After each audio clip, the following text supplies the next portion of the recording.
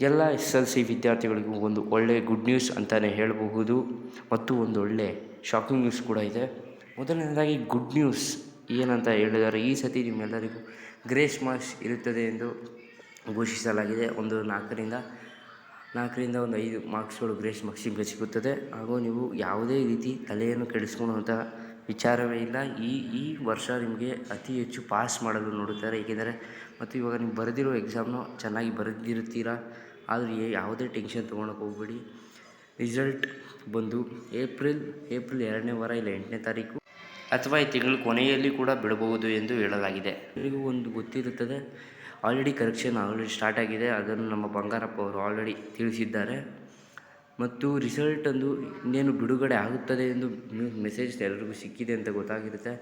8ನೇ ತಾರೀಕು ರಿಸಲ್ಟ್ ಅಥವಾ ಏಪ್ರಿಲ್ 2ನೇ ವಾರ ಪಕ್ಕಾ ರಿಸಲ್ಟ್ ಬಂದೇ ಘೋಷಿಸಲಾಗಿದೆ ಎಂದು ಹೇಳುತ್ತಾರೆ.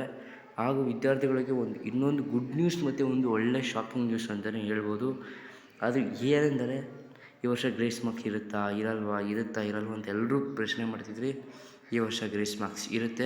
ಅದು ಸೈನ್ಸಲ್ಲಿ ಇರಬಹುದು ಒಂದು 4 ಮಾರ್ಕ್ಸು ಅಂತ ಎಲ್ಲರೂ ಹೇಳ್ತಾ ಇದ್ದಾರೆ. ಮತ್ತು ಮ್ಯಾಥ್ಸಲ್ಲಿ ಒಂದು 2 ಮಾರ್ಕ್ಸ್ ಗ್ರೇಸ್ ಇರುತ್ತೆ ಅಂತ ಹೇಳ್ತಾ ಇದ್ದಾರೆ. ಅದು ಕಂಪ್ಲೀಟಾಗಿ ನಮಗೆ ಇನ್ಫಾರ್ಮೇಷನ್ ಸಿಕ್ಕಿಲ್ಲ.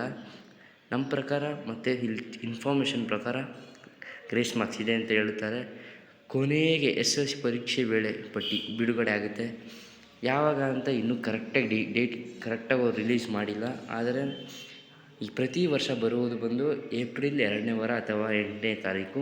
ಅದೇ ರೀತಿ ಈ ವರ್ಷ ಕೂಡ 8ನೇ ತಾರೀಕು ಅಥವಾ ಅದಕ್ಕಿಂತ ಮುಂಚೆ, ಅಂದರೆ ಎಲೆಕ್ಷನ್ ನಡೀತಾ ಇದೆ. ಎಲೆಕ್ಷನ್ ವೇಳೆಯಲ್ಲಿ ಬೇಗ ಕರೆಕ್ಷನನ್ನು ಮುಗಿಸಿ ರಿಸಲ್ಟ್ ಕೊಡುವುದು ಅವರ ಉದ್ದೇಶ ಆಗಿರುತ್ತೆ. ಆದರೆ ಟೈಮ್ ಇಲ್ಲ. ಈ ಮಂತ್ 15ನೇ ತಾರೀಕರಿಂದ ಕರೆಕ್ಷನ್ ಸ್ಟಾರ್ಟ್ ಆಗಿದ್ದು, ಇನ್ನೇನು ಈ ತಿಂಗಳಲ್ಲಿ ಬಿಡೋದು ಸ್ವಲ್ಪ ಅನುಮಾನನೇ. ಆದರೆ ಈ ಮಂತ್ ಬಿಟ್ಟರೂ ನಮಗೇನು ಶಾಕ್ ಏನು ಆಗಂಗಿಲ್ಲ. ಅದಕ್ಕೆ ಈ ಕೊನೆ ವಾರ ಅಥವಾ ಮುಂದಿನ ತಿಂಗಳು 8ನೇ ತಾರೀಕು. ಮುಂದಿನ ಅಪ್ಡೇಟ್ಗಾಗಿ ನಮ್ಮ ಚಾನಲ್ ಸಬ್ಸ್ಕ್ರೈಬ್ ಮಾಡ್ಕೊಳ್ಳಿ. ಮತ್ತೆ ಸಿಗೋಣ ಮುಂದಿನ ವಿಡಿಯೋದಲ್ಲಿ.